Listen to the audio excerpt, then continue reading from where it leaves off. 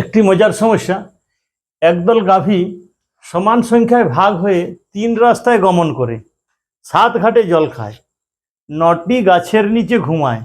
12 জন গোয়ালা সমান সংখ্যক গাভীর দুগ্ধ দহন করলে গাভীর সংখ্যা কত? না, এখানে কি করতে হবে দেখে বোঝা যাচ্ছে যে এটা আমাদের লসাগু।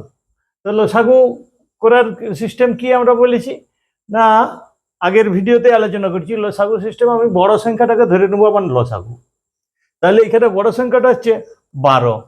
তো এই 12কে হচ্ছে যে 7 বা 9 দিয়ে যাবে না, তাহলে এখানে কি করতে হবে, 7 তো কোনো দিয়েই যাবে না। তো 7টাকে আমরা যদি তুলেই রাখি আগে, তারপরে এইগুলো যদি করি, তার মানে 12কে 2 দিয়ে যদি গুণ করি 24, 24কে 9 দিয়ে যায় না, 3 দিয়ে যায়, 12 দিয়ে যায়। আচ্ছা, এইটাকে 3 36, 12 গুণ 3 সমান 36। 36 হচ্ছে 9 দিয়েও যায়, 3 দিয়েও যায়, 12 দিয়েও যায়। তার মানে 7 6 42 2, হাতে রইল 4, 7 3 21 4 25, মানে 252টি। Right answer B.